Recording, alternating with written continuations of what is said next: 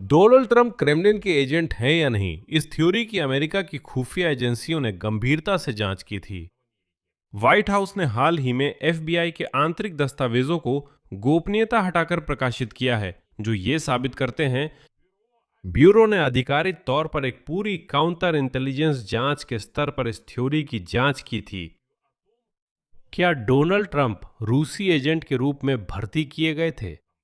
इस जांच का कोड नाम ऑक्सफोर्ड कोमा था और इसे मई 2017 में शुरू किया गया था। डोनाल्ड ट्रंप ने बिना कोई कारण बताए उस समय के एफबीआई निदेशक जेम्स कॉमी को बर्खास्त करने के ठीक एक हफ्ते बाद। ऐसी जांच का अस्तित्व अब कोई अफवाह या झूठी बात नहीं है, बल्कि यह एक दस्तावेजीकृत तथ्य है जिसे एफबीआई के आधिकारिक आंतरिक दस्तावेजों में दर्ज किया गया है। इससे सभी को तुरंत बल मिला, खासकर उन साजिशी सिद्धांतों पर यकीन करने वालों को जो लंबे समय से दावा कर रहे थे कि डोनाल्ड ट्रंप को रूस में भर्ती किया गया है और वह पूरे समय क्रेमलिन के लिए काम कर रहे थे। लेकिन जल्दी में कोई निष्कर्ष ना निकालें, क्योंकि डोनाल्ड ट्रंप प्रशासन जिस तरह से एफबीआई दस्तावेजों के इस प्रकाशन को पेश कर रहा है और इन दस्तावेजों में असल में क्या लिखा है, ये दोनों अलग अलग बातें हैं और इन्हें अलग अलग समझना जरूरी है। क्योंकि एक साफ एहसास है, ऐसा लगता है कि व्हाइट हाउस इस कहानी में कुछ बातें छुपाना चाहता है। मेरा नाम अलेक्सेई पीची है। आइए इस गहरे विषय को समझते हैं। शुरू करने से पहले कृपया चैनल सब्सक्राइब करें। हम 3 लाख सब्सक्राइबर की ओर बढ़ रहे हैं। आपकी हर सब्सक्रिप्शन के लिए आभारी हूं। तो गोपनीयता हटाए गए आधिकारिक ज्ञापनों के अनुसार एफबीआई ने इस मुद्दे पर आधिकारिक जांच की थी। क्या डोनाल्ड ट्रंप रूस के एजेंट थे और क्या मॉस्को ने उन्हें भर्ती किया था? आइए हाल ही में प्रकाशित दस्तावेजों से शुरुआत करते हैं। मुख्य फाइल, जिसे ओपनिंग इलेक्ट्रॉनिक कम्युनिकेशन कहा जाता है, 16 मई 2017 की तारीख की है। कोमी की 9 मई को हुई बर्खास्तगी के ठीक एक हफ्ते बाद। इस दस्तावेज के जरिए एफबीआई ने आधिकारिक तौर पर मौजूदा अमेरिकी राष्ट्रपति डोनाल्ड ट्रंप के खिलाफ पूरी तरह से जांच शुरू की थी। मेमोरेंडम में खुद जो शब्द इस्तेमाल किए गए हैं वे इस तरह हैं, उद्धरण, एफबीआई स्थापित तथ्यों के आधार पर पूरी तरह से जांच शुरू कर रही है, जो तर्कसंगत रूप से ये संकेत देते हैं कि राष्ट्रपति डोनाल्ड जे ट्रंप हो सकते हैं या थे, जानबूझकर या अनजाने में, रूसी संघ सरकार के हित में या उसकी ओर से गतिविधियों में शामिल थे, जो कि संघीय आपराधिक कानून का उल्लंघन या संयुक्त राज्य अमेरिका की राष्ट्रीय सुरक्षा के लिए खतरा हो सकता है। और आगे दस्तावेज में इस जांच की शुरुआत के फैसले का आधार बताया गया है। फिर से उद्धरण, अब तक उपलब्ध कराए गए तथ्यों और परिस्थितियों के आधार पर एफबीआई का मानना है कि इस जांच को शुरू करना राष्ट्रीय सुरक्षा के गंभीर खतरे को दूर करने का सबसे कम दखल देने वाला तरीका है जो कथित गतिविधि से उत्पन्न हुआ है। यानी एफबीआई एजेंट्स एक खास स्थिति पर विचार कर रहे थे। एफबीआई निदेशक जेम्स कॉमी की बर्खास्तगी, जो उस समय ट्रंप के अभियान की रूस से संबंधों की जांच की अगुवाई कर रहे थे, अपने आप में ये एक ऐसा कदम हो सकता था जो मॉस्को के हित में उठाया गया हो, चाहे इसके पीछे कोई भी वजह हो। क्या खुद डोनाल्ड ट्रंप इसे समझते थे या वे अनजाने में ऐसा कर रहे थे? जैसा कि एफबीआई के दस्तावेज में कहा गया है, वे अनजाने में रूस के हितों की सेवा में शामिल हो सकते थे। महत्वपूर्ण है वो संदर्भ भी जिसमें यह जांच चल रही थी। ये एक बड़े मामले क्रॉसफायर हरिकेन की एक शाखा थी, उसी राजनीतिक रूप से विस्फोटक जांच का हिस्सा जिसमें 2016 में ट्रंप के चुनावी अभियान और क्रेमलिन के बीच कथित साजिश की जांच की जा रही थी। आखिरकार मैं दोहराता हूं, ऑक्सफोर्ड कोमा नामक मामला अप्रैल 2019 में बंद कर दिया गया था, विशेष अभियोजक रॉबर्ट म्यूलर की जांच पूरी होने के कुछ ही समय बाद। म्यूलर की खुद की जांच ने डोनाल्ड ट्रंप के करीबी लोगों के खिलाफ कई आपराधिक मामलों को जन्म दिया, लेकिन उनकी अंतिम रिपोर्ट ने ट्रंप की टीम और रूस के बीच साजिश को साबित नहीं किया। साथ ही रिपोर्ट ने राष्ट्रपति को न्याय में बाधा डालने के संदेह से साफ तौर पर मुक्त नहीं किया, लेकिन कोई आरोप भी नहीं लगाए। कुल मिलाकर यह कहानी अधूरी ही रह गई। अब देखते हैं कि डोनाल्ड ट्रंप की प्रशासन खुद एफबीआई फाइलों के इस प्रकाशन को कैसे पेश कर रही है। और यहाँ ये समझना बहुत जरूरी है कि प्रकाशन की तारीखें और इसके पीछे की मंशा क्या है, क्योंकि ये सब यूं ही नहीं हो रहा है। ट्रंप प्रशासन के आधिकारिक प्रवक्ता से जब ये पूछा गया कि एफबीआई के ये दस्तावेज, जिन्हें पहले जांच की संवेदनशील सामग्री के रूप में चिन्हित किया गया था, अभी इसी समय अवर्गीकृत क्यों किए जा रहे हैं, ने कहा।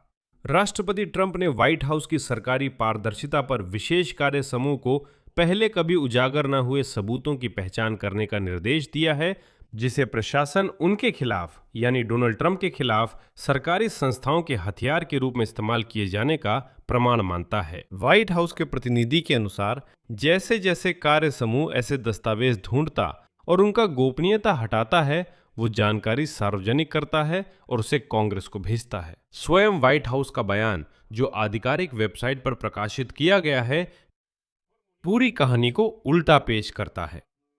ये इस बात का सबूत नहीं है कि ट्रंप पर संदेह करना जायज था, बल्कि इसका सबूत है कि संघीय जांच ब्यूरो एफबीआई ने उन्हें जानबूझकर व्यक्तिगत रूप से निशाना बनाया, यहां तक कि अपने ही विपरीत सबूतों के बावजूद। ये एक दिलचस्प कहानी है। कहा जाता है कि ब्यूरो को समझ आ गया था कि ट्रंप के रूस के लिए काम करने के सीधे सबूत नहीं हैं, लेकिन फिर भी वे अलग अलग जांचें जारी रखते थे और यहां तक कि नई जांचें भी शुरू करते थे। व्हाइट हाउस की वेबसाइट पर लिखा है, आगे मैं उद्धरण पढ़ रहा हूं। फेडरल ब्यूरो ऑफ इन्वेस्टिगेशन ने मई 2017 में डोनाल्ड ट्रंप को खास तौर पर निशाना बनाकर एक आपराधिक जांच शुरू की थी, ये दावा करते हुए कि नवनिर्वाचित राष्ट्रपति ने उस समय के निदेशक जेम्स कोमी को बर्खास्त करते समय रूसी एजेंट के रूप में काम किया हो सकता है। हालांकि उस समय ब्यूरो के अपने ही सबूत स्पष्ट रूप से दिखा रहे थे कि क्रेमलिन के साथ कोई साजिश नहीं थी। और आगे स्पष्ट किया गया, जांच उस दावे पर आधारित थी जो पहले प्रकाशित सामग्रियों के अनुसार था। एफबीआई के अपने ही एजेंटों ने ज्यादातर इसे पहले ही खारिज कर दिया था, और इसी तर्क की पुष्टि में व्हाइट हाउस और डोनाल्ड ट्रंप के समर्थक मीडिया खुद एफबीआई के अंदर की एक खास बातचीत पेश करते हैं। वे एक खास मामला दिखाते हैं और कहते हैं, सुनिए, यहां दो एजेंट्स के बीच बातचीत हुई थी और यह साफ तौर पर दिखाता है कि एफबीआई के अंदर भी समझा जा रहा था कि यह मामला बेकार है, ये किसी नतीजे पर नहीं पहुंचेगा। फिर भी इसे खोला गया और जांच शुरू कर दी गई। इसका मतलब है ब्यूरो के डिप्टी डायरेक्टर पीटर स्ट्रजोक ने अपनी सहयोगी लिसा पेज को 19 मई 2017 को, यानी केस खुलने के सिर्फ 3 दिन बाद, एक ईमेल भेजा। ऑक्सफोर्ड कोमा उन्होंने लिखा कि उनकी अपनी समझ और अंदरूनी एहसास बताती है कि वहां कुछ भी गंभीर नहीं है। साथ ही बताया गया कि जांच शुरू होने से पहले ही एफबीआई एजेंट्स ने स्टील डोजिए, जिसमें ट्रंप के रूस से संबंध होने का दावा था, को खारिज कर दिया था। पूर्व ब्रिटिश जासूस द्वारा तैयार की गई रिपोर्ट थी। ट्रंप के पूर्व राष्ट्रीय सुरक्षा सलाहकार माइकल फ्लिन पर साजिश के शक हटाए गए। साथ ही ब्यूरो को पहले ही चेतावनी मिल चुकी थी। इस मामले के आरोपी कार्टर पेज असल में सीआईए के सूचनादाता थे, न कि कोई रूसी एजेंट, जैसा कि शुरू में बताया गया था। तो कुल मिलाकर दलीलें बताती हैं कि जांच सही नहीं हुई। एफबीआई में वो सीआईए एजेंट था, लेकिन उसे रूसी एजेंट समझ लिया गया और मामला खोल दिया गया। एक दिलचस्प तकनीकी बात भी है जो अब अलग से चर्चा का विषय बन गई है। जांच का नाम, जैसा कि मैंने थोड़ी देर पहले बताया, ऑक्सफोर्ड कॉमा है। जैसा कि आप देख सकते हैं, इसमें ऑक्सफोर्ड शब्द में वर्तनी की गलती है। यहां ओयू के बजाय ऑक्सफोर्ड लिखा गया है, ना कि ऑक्सफोर्ड। ऑक्सफोर्ड ऐसी टाइपों की वजह साफ नहीं है, लेकिन कुछ टिप्पणीकारों का मानना है कि एफबीआई जानबूझकर ऐसा गलत लिखा हुआ नाम इस्तेमाल करता है। दस्तावेजों के कोड नामों में अक्षरों की जगह नंबर डालता है, ताकि बाद में आधिकारिक सूचना प्रकटीकरण अनुरोधों पर दस्तावेजों को ढूंढना मुश्किल हो जाए। मतलब कोई कहे ऑक्सफोर्ड कोमा के दस्तावेज दीजिए, वे आंतरिक डाटाबेस में ऑक्सफोर्ड कोमा टाइप करते हैं, लेकिन ऐसा कोई दस्तावेज नहीं मिलता। लेकिन वहां ऑक्सफर्ड कोमा है, और ऐसा माना जाता है कि कोई भी ठीक इसी रूप में उसे टाइप करने के बारे में नहीं सोचेगा। इस कहानी की आगे की संस्थागत किस्मत भी बहुत कुछ बताने वाली है, क्योंकि सब कुछ यही नहीं रुका। म्यूलर की जांच पूरी होने के बाद उस समय के अटॉर्नी जनरल विलियम बार ने जॉन डेरहम को यह जांचने का अलग से आदेश दिया कि एफबीआई ने रूसी जांच की शुरुआत कैसे की थी। और ये है डेरहम 2023 में। उन्होंने निष्कर्ष निकाला कि ब्यूरो के पास पूरी तरह से जांच शुरू करने के लिए पर्याप्त तथ्यात्मक आधार नहीं था, क्रॉस फायर हरिकेन, और कि ब्यूरो ने अपने ही सामान्य मानकों से हटकर राष्ट्रपति ट्रंप के प्रति पक्षपात दिखाया। लेकिन और यहां ये याद रखना चाहिए कि विलियम बार को अटॉर्नी जनरल के रूप में डोनाल्ड ट्रंप ने ही नियुक्त किया था, तो वो भी पक्षपाती हो सकते थे, लेकिन पक्षपात उल्टी दिशा में भी हो सकता था। जारी है। अब आइए चर्चा करें कि एफबीआई सामग्री का यह प्रकाशन डोनाल्ड ट्रंप और जेम्स कॉमी के बीच कहीं अधिक लंबी और अब तक ना खत्म हुई टकराव की कहानी में कैसे फिट बैठता है। क्योंकि यह संघर्ष लगभग 10 साल से जारी है और अब भी बढ़ता जा रहा है, लेकिन वे एक दूसरे पर किसी खास बात के लिए सीधे तौर पर आरोप नहीं लगा सकते और माफ कीजिए, अदालत में नहीं घसीट सकते। डोनाल्ड ट्रंप के कार्यकाल में न्याय मंत्रालय ने इस साल अप्रैल में फिर से जेम्स कॉमी पर आपराधिक आरोप लगाया, सोशल मीडिया पोस्ट के संबंध में, जो 2025 में किया गया था, जिसमें पूर्व एफबीआई निदेशक ने 47 अंकों के रूप में रखी गई सीपीओ की एक तस्वीर पोस्ट की थी। कुछ रिपब्लिकन, खासकर मेगा आंदोलन से जुड़े लोग ने उस समय इस पोस्ट को डोनाल्ड ट्रंप के खिलाफ शारीरिक हिंसा की छुपी हुई धमकी के रूप में देखा। कहा गया कि 47 नंबर राष्ट्रपति का संकेत है और 86 का मतलब स्लैंग में खत्म करना होता है। तो उसी के अनुसार कोमी पर आरोप राष्ट्रपति को धमकी देने और अंतरराज्यीय संचार के माध्यम से धमकी भेजने के आरोप 5 महीने बाद लगाए गए, जब जज ने कोमी के खिलाफ न्याय विभाग का पुराना मामला बंद किया था, जिसमें उन पर कांग्रेस के सामने झूठ बोलने और रूसी जांच में बाधा डालने का आरोप था। यह डोनाल्ड ट्रंप की यह इच्छा स्पष्ट है कि वे जेम्स कॉमी को सजा देना चाहते हैं, लेकिन साफ नहीं है कि वे उसे किस बात और कैसे सजा देना चाहते हैं। कुल मिलाकर कहानी एक तस्वीर से शुरू हुई जिसमें 47-86 लिखा था। ये अब तक चल रही है, जैसा कि आप देख सकते हैं। इसे सिर्फ राष्ट्रपति को धमकी नहीं कहा गया। मैं उस शब्दावली को फिर उद्धृत करता हूं। राष्ट्रपति को धमकी देना और धमकी को अंतरराज्यीय संचार माध्यमों के जरिए भेजना, यानी ऐसा लगता है कि सोशल मीडिया अंतरराज्यीय संचार का माध्यम है। तो चलिए ऐसे करते हैं, अगर कोमी इतना खतरनाक है तो अदालत उसे सजा क्यों नहीं दे पा रही है? करीब 10 साल से ये कहानी चल रही है, जिससे षड्यंत्र सिद्धांतकारों के मन में फिर सवाल उठ रहे हैं। क्या एफबीआई के नए दस्तावेजों में सब बताया गया है? मैं जारी है। इस सब में से हम अधिकतम वस्तुनिष्ठ रूप से जितना संभव हो सके क्या कह सकते हैं, पुष्टि किया गया, और दस्तावेजीकृत तथ्य इस प्रकार है।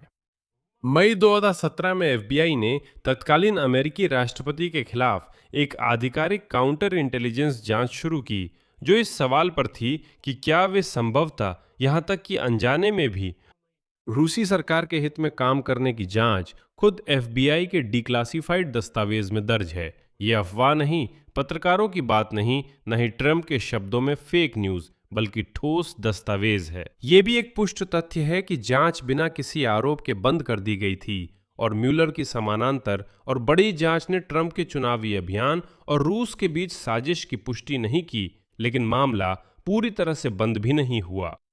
अब आगे एक ही तथ्य के सेट की 2 प्रतिस्पर्धी व्याख्याएं शुरू होती हैं और दोनों को सार्वजनिक क्षेत्र में सक्रिय रूप से प्रचारित किया जा रहा है। जैसा कि आप समझ सकते हैं, किसी भी जानकारी या किसी भी जानकारी के सेट को अलग अलग व्याख्याओं में प्रस्तुत किया जा सकता है। इस मामले में हमारे पास 2 व्याख्याएं हैं।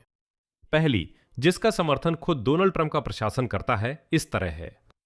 जांच शुरू होने का तथ्य ही, भले ही उस समय ब्यूरो के कुछ एजेंट इस संस्करण की गंभीरता पर संदेह कर रहे थे, ये दिखाता है कि एफबीआई ने जानबूझकर और पक्षपातपूर्ण ढंग से राष्ट्रपति ट्रंप को निशाना बनाया। यानी ये प्रकाशन ट्रंप के रूस से संबंधों के संदेह की पुष्टि नहीं करता, बल्कि इसके विपरीत खुद जांच और खुद एफबीआई पर भरोसा कम करता है।